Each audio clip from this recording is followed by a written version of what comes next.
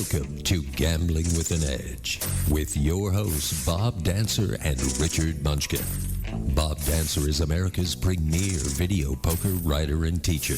He's written 10 books, including Video Poker for the Intelligent Beginner and the best-selling $1 Million Video Poker. He helped develop the computer software Video Poker for Winners, and in 2004 he was inducted into the Video Poker Hall of Fame. Richard Munchkin has been a professional advantage player for over 30 years and is in the Blackjack Hall of Fame. His book, Gambling Wizards, Conversations with the World's Greatest Gamblers, is a testament to the many ways you can succeed at gambling. The goal of the show is that you'll be a more knowledgeable gambler tomorrow than you were yesterday. And now, here are Bob and Richard. Good afternoon. Welcome to Gambling with an Edge. I'm Bob Dancer. And I'm Richard Munchkin. Today is our Get Ready for the World Series of Poker show. WSOP begins the end of this month on May 31st and goes through mid-July when the November 9 will be determined. To help us with our show, we have two poker guests. Matt Kaufman, currently a gaming consultant and general manager of a group of affiliate websites. Began his career as a professional poker player, primarily mixed games online, who then went to work in the poker media, primarily as editor of Pokerstrategy.com, the largest poker-related website in the world, with over 6 million registered users and the primary forum for non-English poker players, where he broke a lot of the news around Full Tilt scandal. Rob Stan, he's a Vegas-based poker pro, starting in Foxwoods, and a coach and blogger at CrushLivePoker.com. Primarily plays mid-stakes, no-limit hold'em cash games. Occasionally plays in tournaments, including the main events the last 2 years. Matt, Rob, welcome to Gambling with an Edge. Thanks for having us. Thanks. All right, so I'll call them by name each time until we figure out who's who. So we have lots of questions about the World Series poker.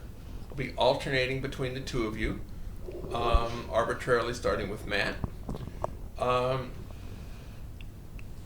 Let's talk about what's new and different at the World Series of Poker this year. First, the starting times. Some of them are at 10 a.m. Personally, this strikes me as a bit early for players who often burn the midnight oil. Matt Kaufman, is this good or bad? I think it's probably a little bit more good than bad, in the sense that I think a lot of the tourists that come out and play a lot of events kind of casually each year, I think the thing that strikes them as off early on, if they go deep in an event, is how late each tournament was running. So I think that, the 10 a.m. start time kind of gives them more room to space things out. There's also table concerns in the sense that the second tournament that starts each day is going to have more availabilities, if more people are out from the first tournament in the early morning. But yeah, I think the 10 a.m. start times, as much as poker players hate waking up before noon, probably will work themselves out to be a good thing overall, considering you also get to stop earlier in the night. So they are going to stop sooner. They're going to... Yeah, well, the majority of the time, the way that tournaments are structured is based on number of levels played in a given day, as opposed to, actual set time.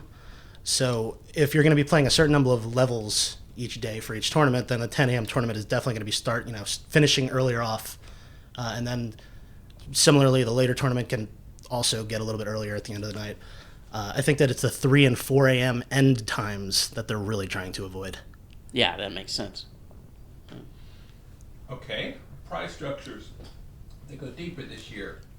15% of players in the money instead of last year's 10%. Presumably that means the prizes are a bit smaller, but they go further. Rob Stan, good or bad? I definitely think that's a good thing for poker.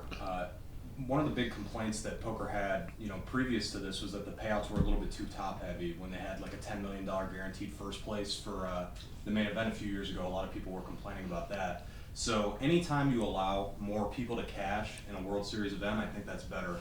And I think 15% is right around the sweet spot. It's obviously going to be a little bit of a flatter payout. So the min cash in the main event last year was $15,000, which is less than double the buy-in of $10,000. But I still think anytime you have, you have more people cashing in an event, that's a good thing for poker because more people are going to be likely to come back and play in future events and future World Series events. So it's a better thing overall. Also, it's less variance for everybody, right? So these tournaments are huge variance already, and anything that'll lessen that is better, at least for the pros.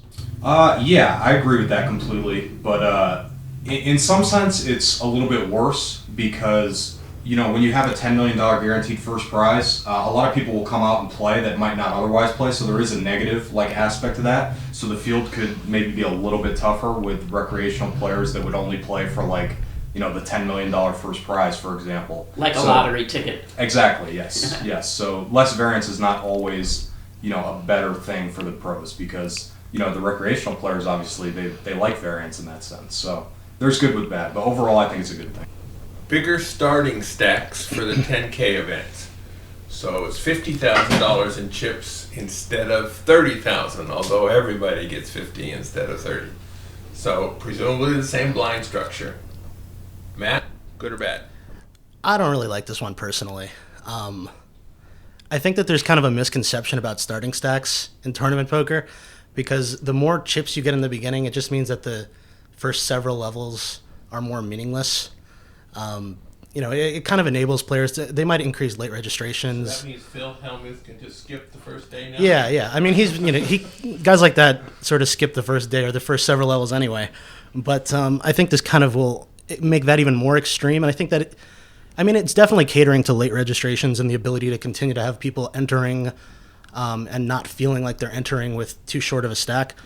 But at the same time, I think that when everything is said and done, at the end of a tournament, regardless of the game, whether you're playing no limit or you're playing a mixed game, where the limit kind of increases, I think that ultimately there's sort of a sweet spot where players start to get aggressive with their chips, and that everyone typically kind of waits around until that point anyway to start making significant moves. It might be better off for some of the players that play real well super deep. Like cash game, no limit guys might be able to benefit and take a little bit of advantage of this in the early stages. Guys like Rob who are playing 100 plus big blinds deep, on a regular basis for a living.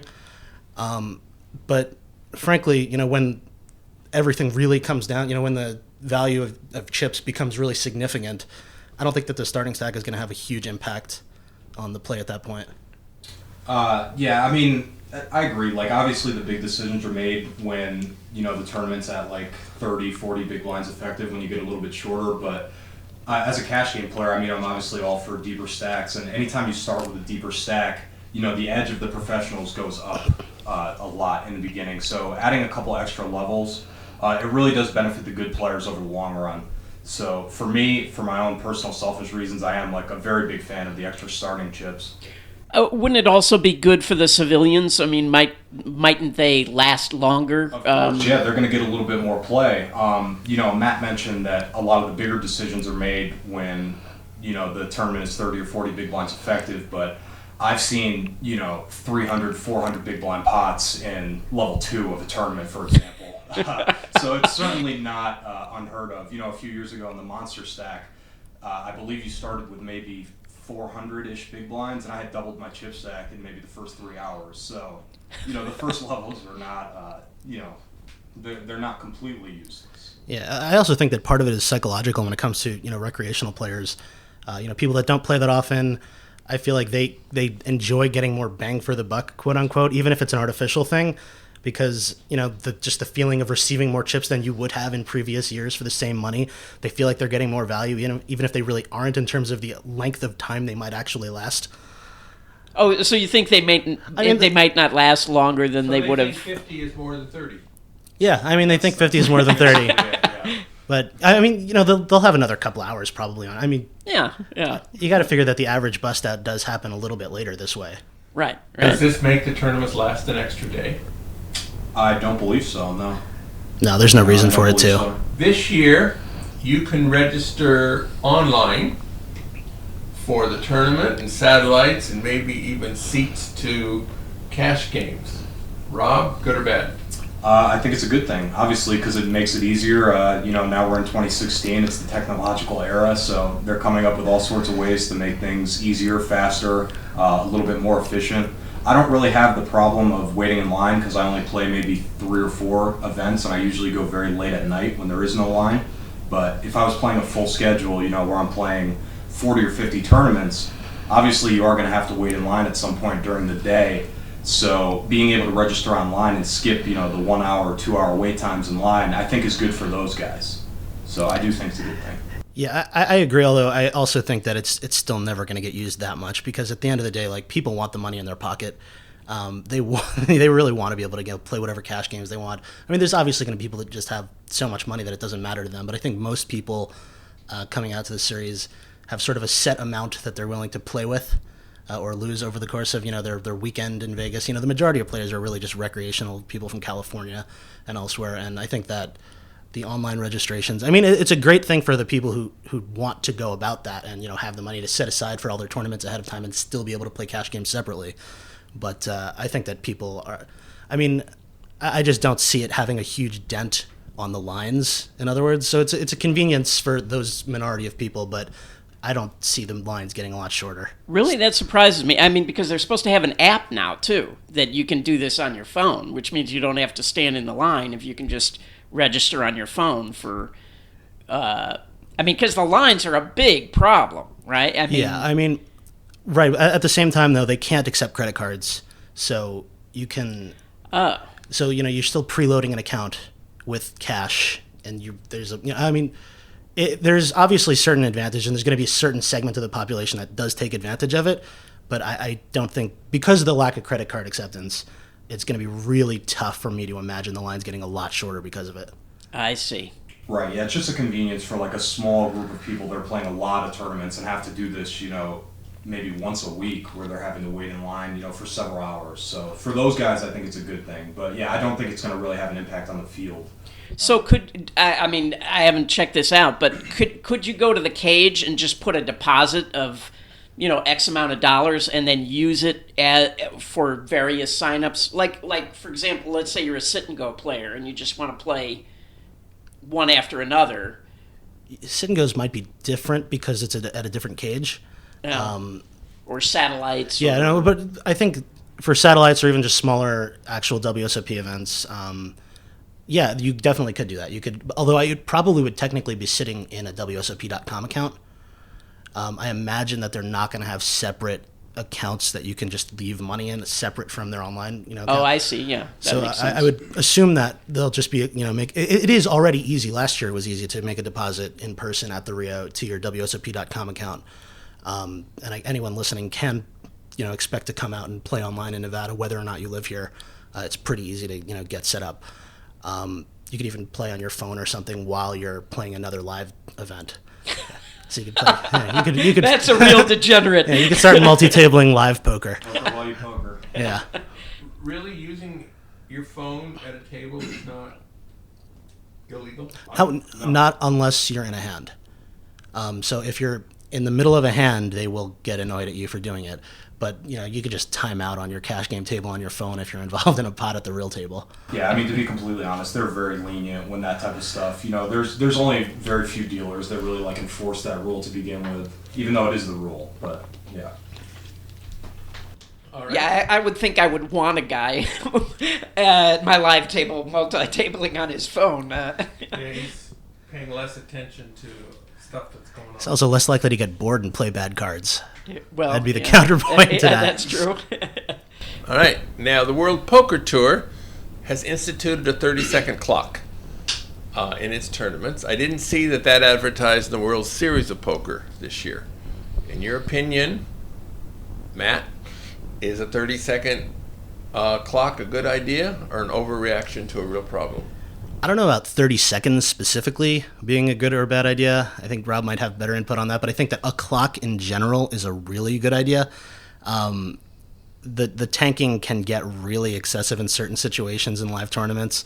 I feel like anyone who's played even just a few tournaments has seen situations where near the bubble, there's somebody who's got a really short stack, just desperately wants to get into the money, and is just taking their sweet time, knowing they're going to fold, maybe not even looking at their cards, taking 5 minutes to fold just so that the other tables have an opportunity for someone else to bust ahead of them. And I mean, it's technically against the rules, but it's also really difficult to call someone out for something where you don't really know what they're thinking, because you're allowed as much time as you want if you're actually thinking about it until someone calls the clock on you right now. So it's kind of a fine line that tournament directors and other players have to deal with as is, and I think a lot of it does get solved with a clock. Yeah, I think the clock's a great idea. It's probably logistically an issue to implement in the larger tournaments, like the World Series of Poker main event that has 6,500 people or so. But in the smaller tournaments with smaller fields, and if they were able to implement it in some way, I think it'd be a great thing. Matt mentioned the situation where people are tanking on the bubble unnecessarily. That actually happened to me last year in the main event, where I ended up calling the clock on a guy probably around 10 times in maybe 20 minutes, because every decision is just tanking. How can you possibly call the clock 10 times in 20 minutes? He won't have that many turns in 20 minutes. He will, because every pre-flop decision, so every hand that's dealt out, he's sitting there and thinking for 40 seconds to fold, say, 9-deuce offsuit, because he's just completely tanking. It's an artificial thing. He's not actually thinking. He's just purposely delaying to sneak into the money. But don't you have to wait at least a minute or two before you call the clock? No. Actually, the floor guy, so obviously the first maybe 2 or 3 times, I let it go. But then, after this kept going on, then I realized kind of what the guy was doing. The floor guy was hovering over our table, and then every single time, I would just let the floor guy know, and after maybe 2 or 3 times, whatever the rule is, he would just start the countdown like right away on the guy. And the clock actually gets shorter as it gets called repeatedly. Well, that was the rule that I saw the guy use last year, where I think it went from a minute to 45 seconds to 30 seconds after multiple times.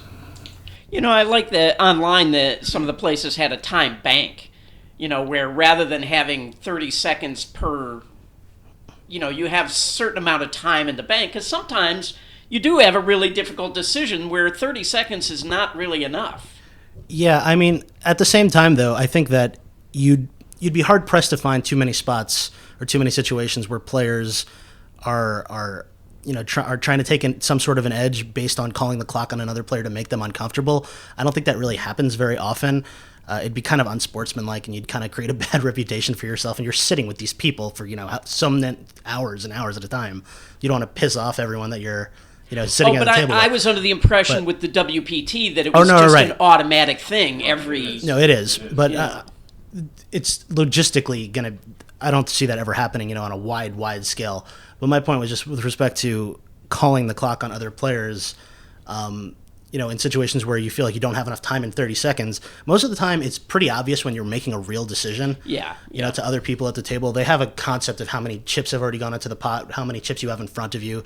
And people typically aren't going to be, no one's going to act like a complete jerk just because they want to, sort of rustle your feathers. I've really not seen that much.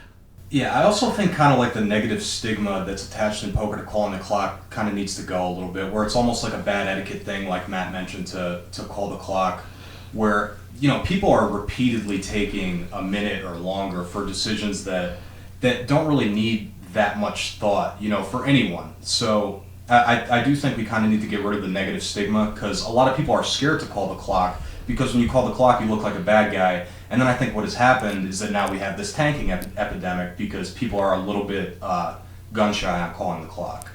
What about people? Is this a problem on the TV tables where people deliberately tank just to get more time on television? Yeah, if you watch the live stream of the main event final table, they broadcast this live. It's basically unwatchable. Even for me as a professional poker player, I like watching these guys play poker, but sitting there and watching guys tank for, a minute for every decision pre-flop, it just basically makes the television unwatchable. And, if you're a player sitting there, it's really like a painful thing. And I understand that it's a big stage, and, obviously these guys are making decisions for hundreds of thousands of dollars sometimes in these televised tournaments. In the main event, it's millions of dollars. So there's nothing wrong with taking your time, but a lot of it is superficial, where guys are taking 10 seconds to fold, 9-deuce offsuit pre-flop, where there really is no decision to be made. They know what they're going to do right away, and, it's just something that I think kind of needs to be eliminated from poker. Yeah, I agree. I remember 35, 40 years ago playing backgammon, and there's this very excellent, good player named Dennis Waterman who took forever to make every turn. and he was an excellent player. I do not think it was tanking. I don't know what he was thinking about, but he was considered one of the best in the world, and it took him a long time to make his play. He's a big poker player now, actually, but last I saw him anyway, he was playing Pot Limit Omaha. He was quite good.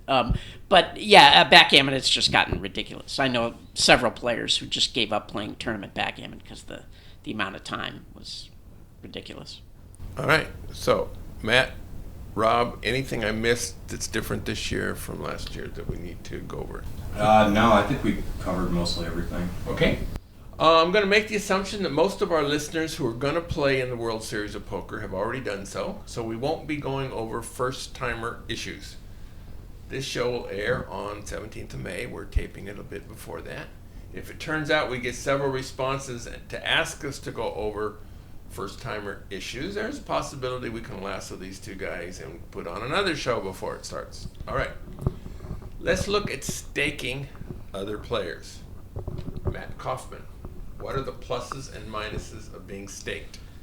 Well, the pluses of being staked are not putting up your own money and obviously not risking, potentially significant losses, especially if you're going to be playing in fairly high stakes games. And tournaments especially are ridiculously high variance compared to cash games. So there's a lot of players that, might play on their own money most of the year for cash games and then sell action for their tournament events or, seek complete backing for them. The minuses are obviously the opposite of that, which is that when you do really, really well, you're then handing over a large chunk of your profits. It really all comes down to risk reward, what you're going to be playing in, the size of your bankroll. It's just totally a risk tolerance thing when you're being backed anyway. I think there's a lot more risks and potential to be scammed involved if you're on the other side of it and you are backing other players. Yeah, most of those deals that I hear about just seem crazy to me. I don't understand how these people get the backing that they get, but nice work if you can get it, I guess. But yeah, it's a little bit of an issue now where people are charging ridiculous markups on their tournament package. Markup being let's say the World Series of Poker main event is a $10,000 buy-in, so 1% at face value would be $100, but people tend to sell much higher than that. Well-known players will sell it like between $130 or let's just say $120 to $150 for a piece for a 1% piece in the main event. So basically, the excess money there, the extra $50 would go directly to the player. And what ends up happening is that there's a lot of these poker sites that track tournament earnings. Okay, they don't track tournament buy-ins. It's not a net number. So if you go on these websites like Hendon Mob or Poker Pages, for example, you would see somebody who has, say, $200,000 in tournament earnings. That doesn't necessarily mean that they're up $200,000. In most cases, it's actually the opposite, where people can have $200,000 in cashes, but they're actually net losers because there's been, let's say, $300,000 or $400,000 in buy-ins. So that's how a lot of these people get sort of lucrative backing deals, because they appear to have made a lot more money than they actually have. And that's one thing to definitely look out for as an investor, to make sure that the people you're investing in are actually good winning poker players. Yeah. And even if they are, the price still matters. Like somebody who's got a 30% genuine 30% lifetime live tournament ROI, if they're selling at 1.4, so you're paying over the 30%, then you're still making a net negative investment in terms of the expected value of the situation, even though you're putting your money behind a winning player. Yeah, and that doesn't even take into account the scam factor. Right. So many. There are just so many of these guys who, are broke half the time, and you got to collect, assuming that they even cash. Yeah, there's a lot of smoke and mirrors in tournament poker. A lot of smoke and mirrors. There's also something of an epidemic, because there's a lot of the time where the players who are genuinely really top-notch players, anyone who's a really hardcore poker fan would know some by name, that because of their genuinely amazing results in tournaments, consistently find backers, but have problems away from the table, or end up sinking away money in the pit, doing all sorts of recreational gambling, on top of the poker, which they're actually huge winners at in some cases. So you can actually be putting money behind a player, and reputation matters as much or more than just their pure ability, because there's going to be spots where a player might genuinely have a 40% lifetime ROI, and you can buy that player at less than a 40% markup, but some percentage of the time the money's going to disappear to the craps table. So like you're really desperate. You need to take that into account, because there's so many situations of guys who are huge lifetime winners at poker that are still in debt, literally millions of dollars to other high stakes pros. Yep. Is it possible or advisable for unknown players to get staked? It would be very difficult. Like I said, you always need some sort of thing to kind of stand behind.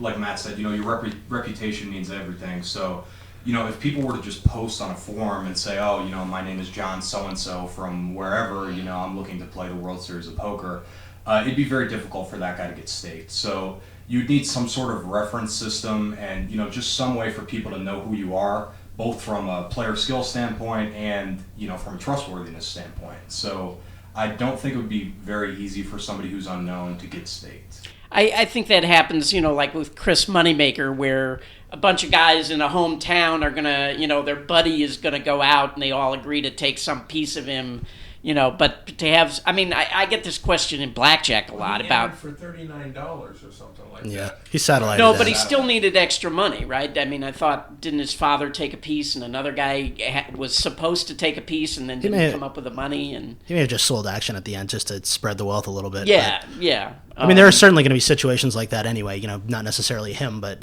there's tons of people that just, play in small leagues in their hometown, or they play a once a week, sit and go, and the winner gets to go to the World Series after a course of, several weeks. So there's all sorts of stuff like that going on. And that's not really what we're talking about in the sense that, if you're selling to your friend that you live next door to, then that's not quite the same situation. Yeah. That guy. But yeah, it would be really tough to, go on. The majority of staking happens through 2+2, which is the big poker forum. It's really, really tough to try to get staking on there unless you either have, a pretty good reputation either on the forum or with live players, or like really significant online results to back up what you're saying. Well, yeah, and as I was saying, I get this question in blackjack a lot where people say, I want to find investors to put a bankroll behind me to play blackjack. And at least in blackjack, where I find less leaks of the guys who I really don't know any professional blackjack players that go blow money at craps. Like that seems to be, or sports betting, that seems to be much more prevalent in poker than in other forms of advantage play. But the guys who are successful blackjack players don't need somebody to stake them. You know what I mean? They have the money to go stake themselves. So you have to wonder about these guys who are successful, in air quotes there, poker players that are wanting staking. Because as you said, many of them owe millions of dollars to other poker players. Right, yeah, I would agree with that. There's definitely a lot of kind of shady stuff that goes on with that sort of stuff. It's just like you said, why would somebody need a bankroll? The people who are winning blackjack players don't need a bankroll behind them. And I do think that there's a few tournaments, where that's a little bit of an exception. The main event of the World Series of Poker being probably the biggest one. $10,000 is obviously a lot of money for somebody to put up for one tournament. But I remember there was a guy I played with last year, actually, who I actually Googled because he was on my day two table draw. So I always look up whoever I'm playing with. So I Googled this guy and saw his package that he was selling at, I think 1.4, so a 40% markup, which is a little bit absurd, for him in the main event, because I also saw other packages that he was selling for like these $200 tournaments online. So, it's a little bit of a joke in that sense, where it's not really about how good of a poker player you are, it's about how good of a salesman you are. Yeah. What was his markup? What was he asking for the 111,000 one drop tournament? I think he set that one out there. Okay. So, let's look at cash games while the World Series of Poker is going on. Matt, are the players in town for the World Series of Poker better or worse in general than regular Vegas players? They're a lot worse. Just on average, they're much, much worse, because there's so many players that come out and this is the one time of the year that some of these guys play. Whereas Vegas locals, even recreational players, typically have access to games. They can drive over to whatever Stations casino is nearest to their home and, play casually whenever they feel like, basically. It's a really, really good opportunity for good players to, make a lot of money over the course of, June. Yeah, I mean, I agree with that completely. I actually have heard a lot of Vegas locals say that the games get tougher because obviously with the massive influx of recreational players, also anybody who's a professional poker player is usually in Vegas for that 6 weeks. So there is an influx of recreational players, which make the game better and a little bit more profitable. But you're also going to find yourself playing against really good players. I've found myself in a lot of games where I look around and it's like me and 7 kids from Europe that are online players that are very good. So there is a little bit of a mix, and like I said, I've heard from a lot of Vegas locals that actually don't like the series games. So even though myself personally, I do think that they get a lot better, there are some people in Vegas that don't really like the series games.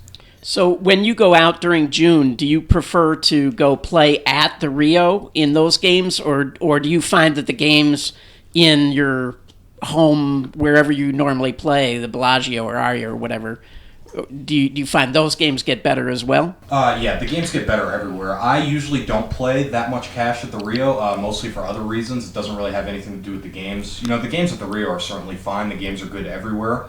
But the reason I don't like playing at the Rio is because it's just genuinely like a poorly run casino. I think the dealers are very bad. There's not really that many good places to eat. The chairs are bad. So I have complaints like away from the poker game. So I typically play at my normal place, like let's say Venetian or Bellagio, as opposed to playing cash at the Rio. Yeah. How about you, Matt? Where are the best places to play cash? Well, I typically don't play no limit. So I am basically forced to play either at the Rio or the Bellagio as a mixed game player. So I pretty much hang out at the Rio all the time because for the games that I'm playing, which is primarily going to be between like 20, 40, and 50, 100 limit games, Omaha 8 or better and mixed games, that's really the only place that they are. Whereas if you're a no limit player between, really for any stakes, there's a whole host of places you can find a ton of games during the summer out here. The dealer thing is actually an interesting reason not to play at the Rio, though. I feel like a lot of people don't take the dealers into consideration enough when choosing where to play. I know for sure that if I was playing a game that ran elsewhere, I would probably also get out of the Rio. Some of the worst dealer mistakes that you will have ever heard of in your life. I'll tell a real quick story. 2 years ago, my friend Mark was playing in a daily deep stack at the Rio and witnessed a player raise from early position, a player in later position toss out a single chip, which usually that's how you can call, or it's what you're signaling to the dealer anyway. And then the player in early position reaches out and removes all of the chips except for that single chip to match the decrease in raise. It's the only time in the history of tournament poker where players successfully decrease the size of a previous bet. And the dealer peeled and dealed. So there are dealers that are just out there clueless. There are way, way, way more games than there are tables. And than there are competent dealers, especially in June. And that's a really great reason to play at the Bellagio or the Aria or the Venetian, which have a fairly sizable staff year round, because they're used to hosting bigger tournaments occasionally in times of the year that aren't June. My game is video poker, and I know how to get comps at video poker. Is there ways to get comps at live poker, and does that vary during the World Series? Well, if you're planning on playing at Rio, tipping is always encouraged anywhere in Las Vegas. So buy a comp.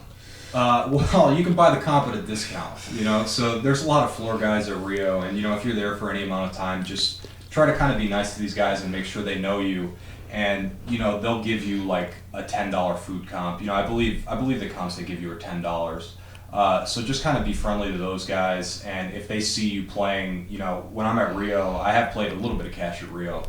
Usually playing 5-10, it's very easy. Just tell them that you're playing right there and they'll give you a comp. And then when the floor guys switch, you can go to a different floor guy, get a different comp. This is just for Rio. So basically when I'm at the Rio, I eat completely for free, $50 steaks every time I'm there. You can use 5 of these $10 coupons. Yeah, you can accumulate them. Yep. Yeah, there's no limit on that at all. And separately from that, when you enter a tournament, they put a certain amount of cash on your total rewards card, which essentially operates as cash within the Rio. So if you're playing, especially bracelet events where the buy-in is fairly sizable, you do get it's not a high percentage in terms of comps, but if you're playing a bunch of 1,500 or even 5K or 10K events, certainly the small percentage is going to add up in terms of meals. Now, what about your play with Bellagio or Venetian or whatever? Do you earn comps there? You do, yeah, but there's no food tickets there. I just felt like it was necessary to mention the food tickets because that's kind of like a unique thing to Rio. Obviously, any of the main casinos in Vegas will offer you Venetian is $1, Wynn is $1.50, and then everywhere else, I think the M Life properties, Bellagio and Aria, is $2 an hour for food. But that's the same as it is year round, so that's nothing specific to the World Series of Poker like the food coupons are. Yeah, I guess additionally this year we got to take into account, some people would have to take into account the parking situation at MGM properties. Yeah, very true. They'll be charging for parking while the series is going on, which is a little bit unfortunate. Oh, is that? I mean, I know they've been talking about it, but is it? It hasn't started yet. I think it went into effect recently. Oh, really? Yeah. Oh. Nope, all not the yet. MGM properties or just MGM Grand? Then it's going to be all MGM properties for sure. I think it started recently, maybe just for big events then. I know that they have the system in place to do it now. Yeah, there's actually signs up in the parking garage right now that say like, oh, don't forget your parking ticket or whatever. But I believe it's going to be June 1st that they start that. I was at Bellagio yesterday and there was no charge for parking for anyone there, but it will be by the series. Oh, but so you can play May 31st with free parking. All right. Coaching. One of you is a coach. Rob, assuming our listeners are hearing this on May 17th, is it too late to receive coaching for this year's event? No, definitely not. First off, I'll preface this. I actually did a podcast about this on Crush Live Poker the other day, where I think unless you're already a professional poker player or very close to a professional poker player, I don't think that one-on-one coaching is really the right way for people to go with that. I'd highly recommend either posting hands on forums or joining one of the bigger training sites. I think that's a much more cost-effective bang for the buck for people who aren't already professional poker players. But for people out there who already are professional poker players and are looking to get coaching, let's say tournament-specific coaching, no, it's definitely not too late. Yeah, you can definitely go out and get tournament coaching. There's a ton of good tournament coaches where you can go and find. So, no, it's definitely not too late. What types of coaching are especially useful for tournaments as opposed to cash games? Okay, well, for me, obviously I'm a cash game player, so the stack depth in tournaments tends to be a lot different. So, since I'm only playing, let's say 3 or 4 tournaments a year, I always like to brush up on playing 30 big blinds effective, because obviously when you're that short, your strategy is going to be much different than when you're, let's say, 100 or 200 or 300 big blinds effective, which is usually what I'm playing in cash games. There's also, I won't get too much in detail into something that's called ICM, the independent chip model, which basically has to do with, the tournament payouts. That's also something that, I like brushing up on before the World Series of Poker starts, because, it's only something that I deal with, only this time of the year, because this is the only time that I'm playing tournaments. Yeah, I think ICM calculations are kind of a good thing just to get familiar with, even if you're not going to, study them up. Just the concepts, generally speaking, I think Rob might correct me, but I think the biggest concept from that is just the value of tournaments decrease as you accumulate them. The value of chips decrease as you accumulate them, especially early on in an event, and later in an event. You can there's ICM calculators that you can download for your phone. Where you can determine the rough value of your chips relative to the prize pool. So you can, late in a tournament, see there's a $120,000 prize pool that's going to be distributed among 30, 40, 50 players, however many it is. You can put in your number of chips, the total number of chips in the tournament, and you can hear exactly the number of what your chips are currently worth. How does that? If you're an average player. Yeah, it's just you fill in the information. Your phone spits out the answer for you. Right, and that is assuming you're an average player. So obviously, if you're superior to the field, your number would increase. But how does that help you, other than if you were in a situation where you're trying to make a deal? Well, I think the biggest spot that it helps you is trying to compare. It's a risk taking thing. So when the next payouts in an event are relatively small jumps in terms of the money, maybe it incentivizes you to take more risks in order to gain a bigger stack. And on the flip side, if the next individual payouts are significant jumps, like if you bust now, it's worth 10,000, and if you bust 2 players out from now, it's worth 20. That's obviously a huge implication on sort of the safety and the precaution you should take with your stack. I see. Right. It's also a good thing to really be aware, especially if you get deep in a tournament where, the payouts just start getting so large, even into like the 6 figures, let's say, when there's like, 7 or 8 players left in a tournament. It's also really good to be aware of the other players' stacks. So let's say if you're second in chips, you really don't want to be tangling with the person who's first in chips if there's, say, 2 or 3 short stacks behind you that are likely to bust soon, and you're going to improve your cash by several $100,000s. Sure. Now, every coach has a different point of view and emphasizes different things. Still, hearing more than one voice can be beneficial too. Where's the sweet spot in the 1 guru or 10 approach? Well, I'm a very big advocate of listening to as many different people as you possibly can. I think in poker, a lot of people kind of put themselves in a little box where they think, okay, this is the correct way to play, this is how I'm going to do this is the way I always do this, and they don't really challenge their thinking and make efforts to improve because they think they either have everything figured out and this is the way that I'm going to play. So I'm a very big advocate of listening to as many voices as you possibly can. Even me, with the people that I coach, there's a lot of things that I talk to them about, and they provide kind of different viewpoints that maybe I haven't even considered. So if you look at it from the perspective of, who's the better poker player, me or them, obviously I think it's me. But, of course that doesn't mean that there's nothing to be learned and everything that I say is correct and everything that they say is wrong. Actually when I deal with my students, the first thing that I tell them is, please don't be shy about saying, look, I disagree with you on this and here are my reasons why. Okay, because you can't get yourself in a situation where you think everything that this guy says or everything that I say is completely correct and, everything else is just a waste of time. So definitely be as open as possible. Yeah. You also never know where you'll pick stuff up from. Like, you can sometimes, not learn anything for a long time and then hear something completely random or in a source that you wouldn't expect to, and it makes you rethink your strategy related to something specific. Like, I know years ago, like when I was playing online almost exclusively, I had very specific bet sizing tendencies because online everyone sees your exact bet size. It's labeled for them, so they can immediately do the calculations relative to the pot. You can't really take too much advantage of good players by betting bigger or smaller. I mean, you can, but in terms of the situations I'm talking about, there's there's often optimum sizes where live.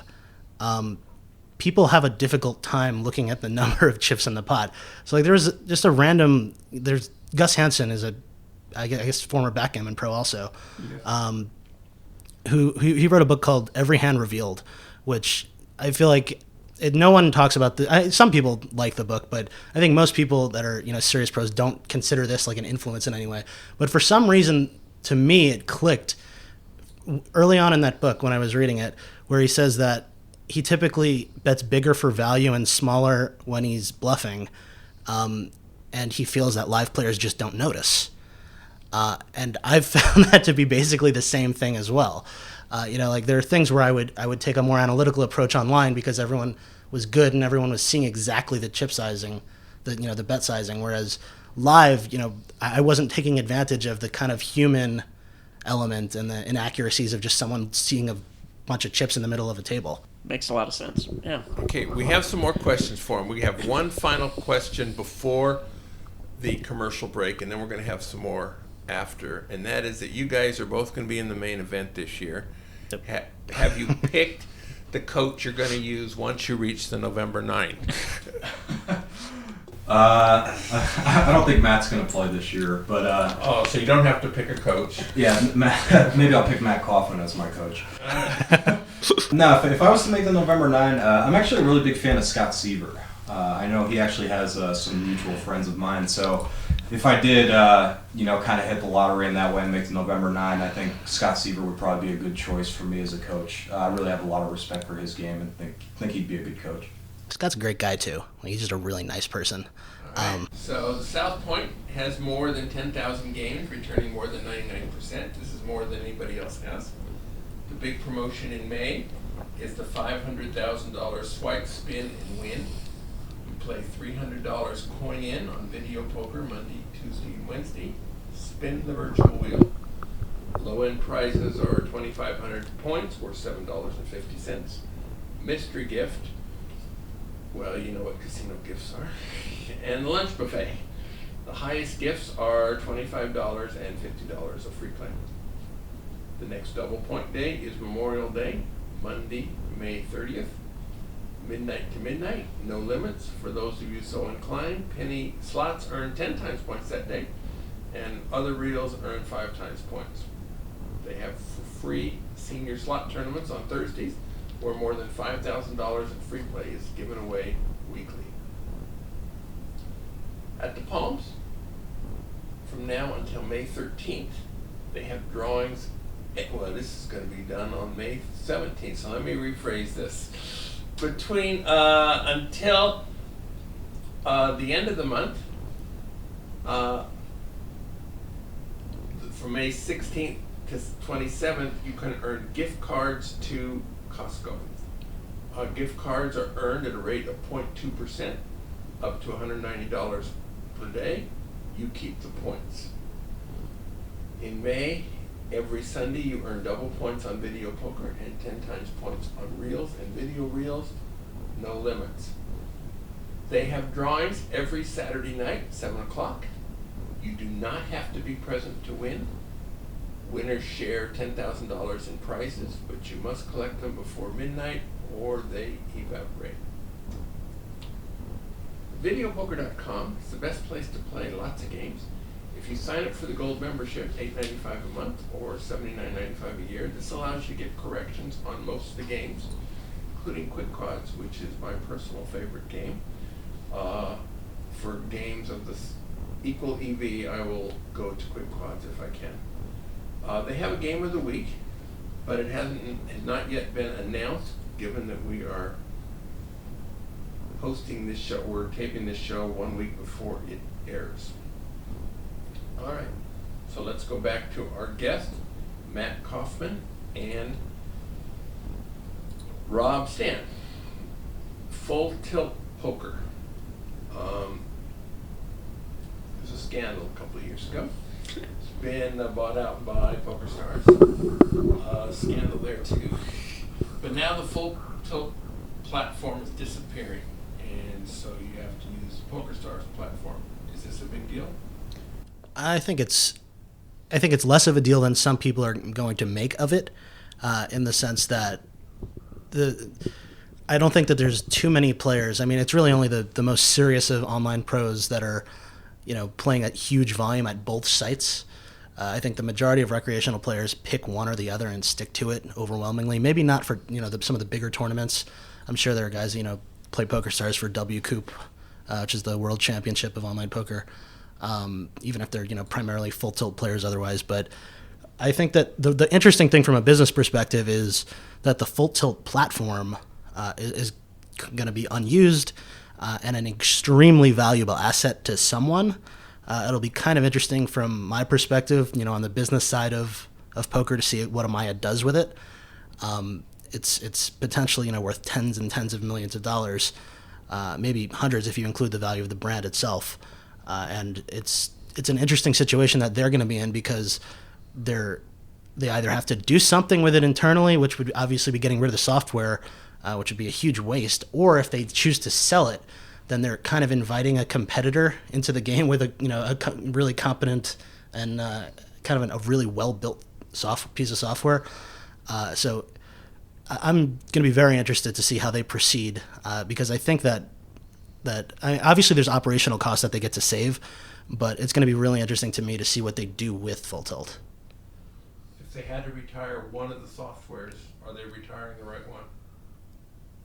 Yeah, definitely they're retiring the right one. I mean, the Pokerstars software is kind of second to none, including Full Tilt, and frankly, the Full Tilt software is second to none relative to everything else out there.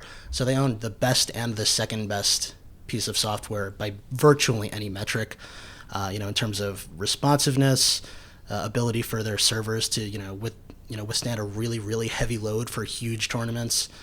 Basically any metric, the PokerStars software is the best there is out there. So it's kind of an odd situation for them to be scrapping the second place software when their biggest competitors are going to be using software that's inferior to the one that they're scrapping. Interesting. All right, Rob, you're a coach or blogger at CrushLivePoker.com. What is that all about? Crush Live Poker is an online training site started by Bart Hansen. I think most of the guys there are based in LA. It started in LA, and I actually just recently started there, maybe 3 or 4 months ago. I have a podcast that comes out the first and third Saturday of every month. If you guys wanted to get a free month at Crush Live Poker, you can use the code RFA305. RFA, that is not gambling with an edge. RFA305, what does that stand for? That's just my affiliate code.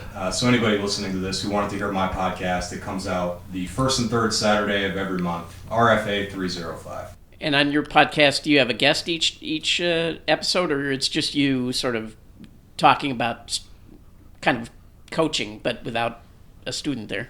Right, yeah, it's just me. There's no guests. I might have some guests eventually on the show, but typically there's no guests. I actually talk about a lot of the intangible things in live poker, specific things to live poker that maybe a lot of like online guys aren't really specific with, kind of like dealing with recreational players, managing your bankroll, managing tilt, a lot of topics like that that aren't necessarily poker strategy related in terms of like X's and O's. Very good.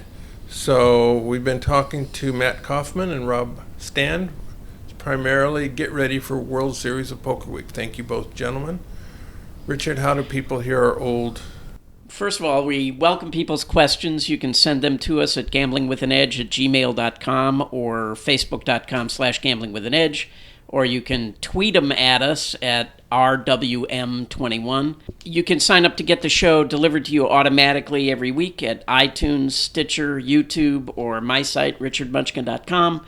And for an archive of all the old episodes, you can find those at bobdancer.com. Thank you, Richard. Thank you, Rob. Thank you, Matt. Go out and hit lots of royal flushes, everybody. Good day.